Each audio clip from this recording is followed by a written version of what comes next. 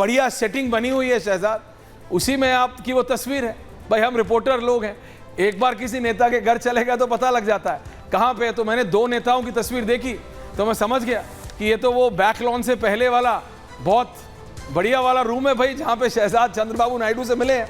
लेकिन Chandrababu Naidu, Shahzad is not going to be an easy player. और वहाँ पे नीतीश कुमार के तो अभी तक मैंने नाम नहीं लिए हैं, लल्लन सिंह, रामनाथ ठाकुर, सुनील कुमार और आलोक कुमार सुमन और संजय झा, ये वो नाम है शहजाद जिनको की जेडीयू भी चाहती है।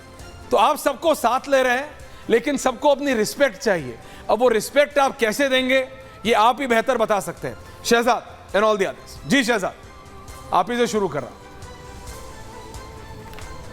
देखिए ऐश्वर्या जी, आज जो अलायंस एनडीए का सरकार तीसरी बार बनाने जा रहा है, वैसे एनडीए 1 की सरकार 2014 में, मैं वाजपेयी जी के बाद की वाली बात कर रहा हूँ, एनडीए 1 की सरकार 2014 में बनी, जबकि हमारे सारे आंकड़े थे तभी एनडीए 1 की सरकार बनी।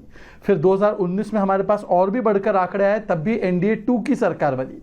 और आज उसी कंटिन्यूएशन को आगे ले जाते हुए एनडीए 3 की सरकार बन रही है। और इस अलायंस में कोई सबमिसिव या डिसमिसिव या ऑपरेसिव नहीं है।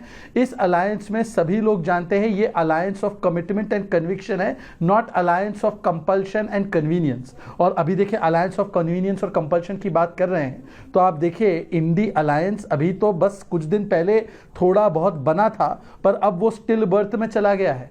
कल ही गोपाल राय का क्या बयान आया कि भाई अब तो दिल्ली विधानसभा चुनाव में हम साथ साथ है नहीं, हम अकेले अकेले चलेंगे, हम आपके हैं कौन। आपने देखा होगा कि उद्धव ठाकरे जी इंडिया अलायंस की मीटिंग में ही नहीं जा पाए। आपने देखा होगा हनुमान बेनीवाल जी को शायद बुलाया नहीं था या शायद वो गए ही नहीं। बताया जाता है कि कांग्रेस पार्टी ने जिस प्रकार से सांगली में उद्धव जी के साथ धोखा किया है, उद्धव जी बहुत नाराज चल रहे हैं।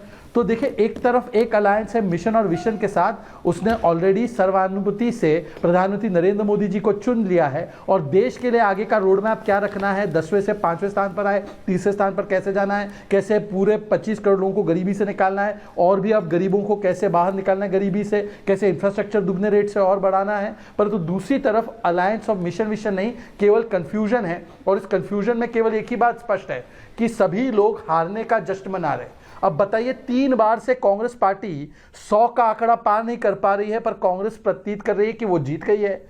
ये वही कांग्रेस पार्टी है जो 30 साल से 240 पार नहीं हो पा रही है। ये वही कांग्रेस पार्टी अगर उसके 3 चुनाव जोड़ ले तो आज जितना हमें इस चुनाव में मिला है उससे कम है। ये वही गठबंधन है जो कभी बंगाल में टूट जाता है, कभी केरल में चलता नहीं है, कभी पंजाब में नहीं होता है, दिल्ली में हो जाता है। तो उसका मतलब ये है कि ये गठबंधन भी नहीं है, ये केवल एक फ्रेंडशिप विद बेनिफिट्स है। तो मुझे लगता है कि दोनों टेम्पलेट देश के सामने हैं और जिस टेम्पलेट पे देश की जनता ने विश्वास जताया है वो टेम्पलेट अब सरकार चलाने वाला है और देश की सेवा करने वाला है। इनका तो मुझे लगता है अरेंजमेंट और कितने दिन चलेगा वो गिनती कीजिए। आप पूछ लीजिए आम आदमी पार्टी के भी समर्थक और किसकी